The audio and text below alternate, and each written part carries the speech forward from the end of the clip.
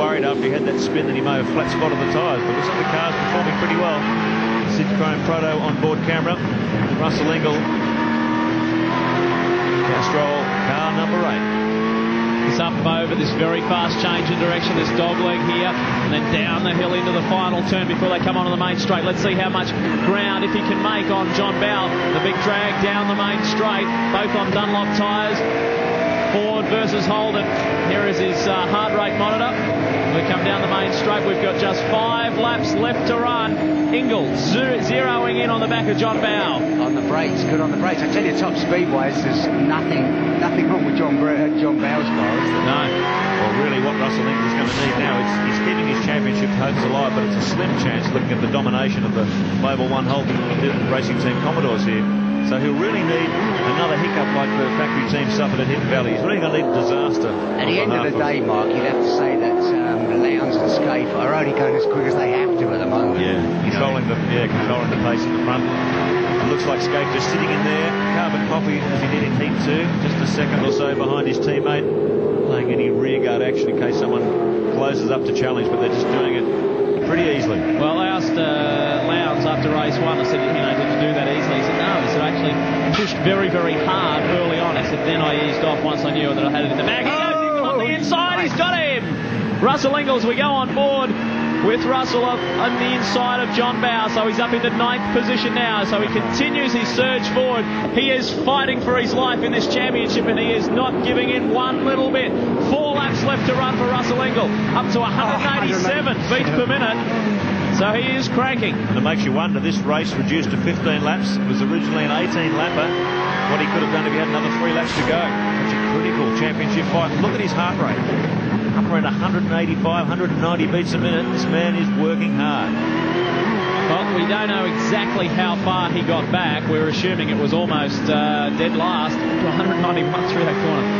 When he lost it off the start, and he has worked his way back. Just a remarkable run by Russell Ingall, up into 9th position now. He's got Romano and Larkham ahead, and I don't think they would be too far ahead either.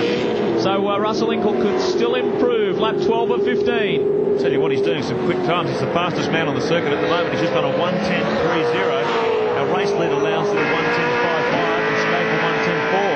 So he's matching the pace, even quickening the pace of the leaders, but they've got so much real estate on him now. It's really going to take a major drama for them to catch up. Well, these guys are just cruising out in front. The Mobil 1 HRT cars. Now, Jason Bargwanna has got himself into 3rd ahead of Tony Longhurst, who now sits 4th. Seaton is still 5th, and Garth Tander, a great run by him today. He's been so consistent. He's sitting there in 6th position. Then we get to the battle that we were talking about. Larkham, Romano, just how far ahead of Russell Ingall are they? We'll wait and see as they come through. Here's these two. They're very close, Longhurst and Seaton. So Glenn Seaton has a shot of getting up into 4th position. So the order now, Lowndes just holding that half a second buffer over his teammate Scaife. Bargwanna on a charge. He's taken Tony Longhurst for 3rd position. Longhurst in 4th, Seaton 5th. Tander still in 6th, Larkham 7th, Romano, Ingall still in 9th, and Bowe rounds out the top 10. Well, while we're getting caught up in the battle for the Shell V8 Supercar Championship, let's not forget about our privateers, because there's been a tremendous battle going on there between Trevor Ashby and Chris Smurden. Those two guys are fighting to take out top privateer for 1998, and that battle continues. Ashby currently is the top privateer on the circuit. It's interesting, Mark. The Perkins lot must have done some tricky changes to the car, because obviously Russell's tyres are working a lot better this time. They were, he said, after 6 laps in the first race they were shot. Yeah, well, they said they were going to do a bit of fiddling there. He said, I've got to try. The Australian 1000 Classic is coming up. It's going to be a big end of the year. You can get your tickets from Ticketmaster, 136122. It's going to be fantastic, and don't forget, we travel to Queensland for the Gold Coast Indies at the end of the year at this time. 1300 303 103. You get your tickets from Ticket Tech for the Gold Coast Indy.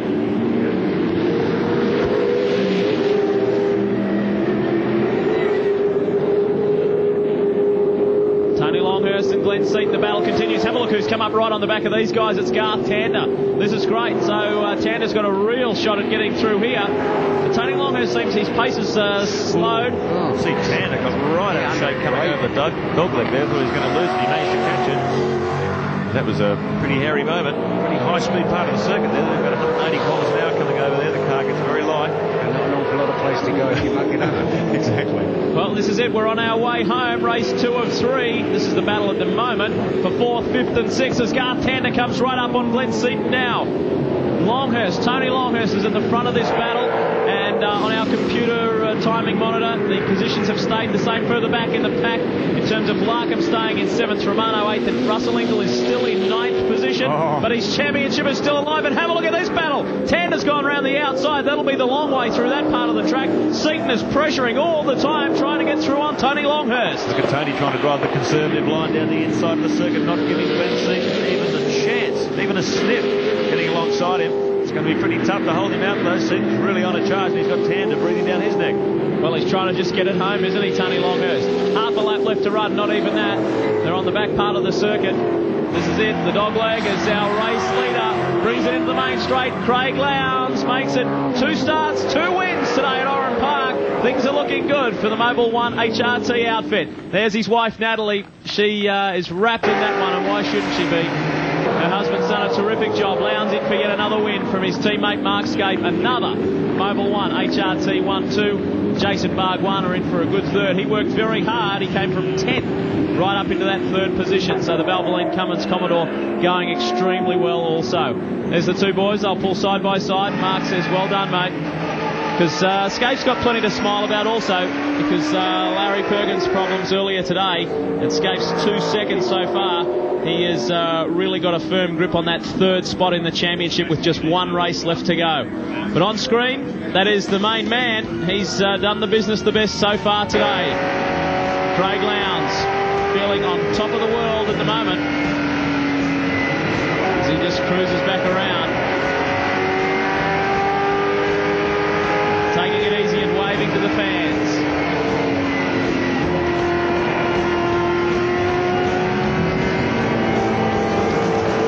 Shell Helix race score for you. Let's check the final placings, of course. The 1-2, Lowndes and Scape. Bargwanna there for 3rd. Tony Longhurst did hang on for 4th. Glenn Seaton in for 5th. Tander, Larkham, Romano.